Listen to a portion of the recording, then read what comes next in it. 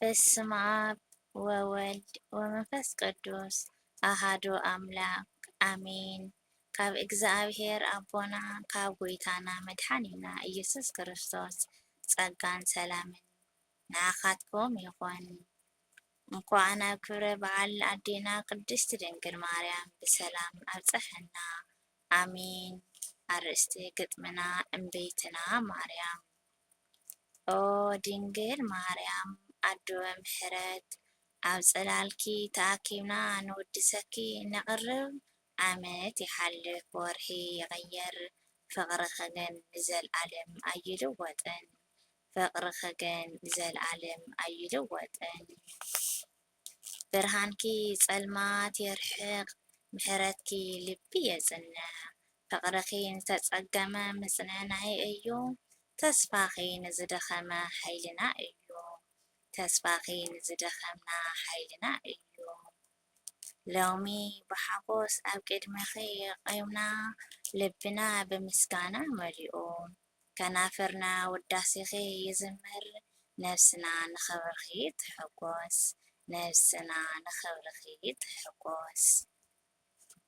ኣዶ ሰላም ኣዶ ፍቕሪ ኣዶ ተስፋ ኣዶ ምሕረት ኣብ ግዜ ፈተና ኣይትፈለይና ብጸሎትኪ ኣብ ቅድሚ ወድኺ ኣማልድና ኣብ ግዜ ፈተና ኣይትፈለይና ብጸሎትኪ ኣብ ቅድሚ ወድኺ ኣማልድና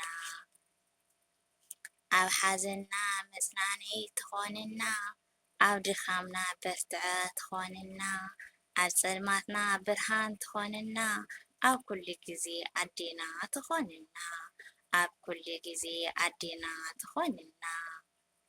ክብረ በዓልኪ ንእምነትና ዘሕድስ ዕለት እዩ ንፍቕርና ዝደልል ግዜ እዩ ንተስፋና ዘበረታትዕ ብርሃን እዩ ንህይወትና ዘመርሕ ጸጋ እዩ ንህይወትና ዘመርሕ ጸጋ እዩ።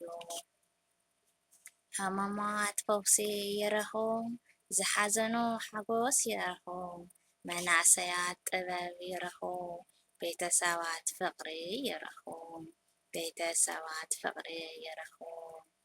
ዓመት ብዓመት ናብዚ ቅዱስ በዓል ብሰላም ብጥዕና ክተብጽሕና ንልምነኪ ጸሎትኪ ኣይፈለየና ፍቕርኺ የጽንዐና ጸሎትኪ ኣይፈለየና ፍቕርኺ የጽንዐና አሜን።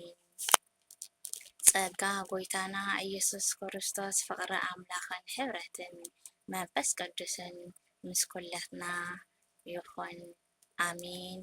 ሸር ሳብስክራይብ እናበልኩም ኣበረታትዑኒ ደቂ ተዋህዶ አሜን። ወስብሃት ለእግዚአብሔር።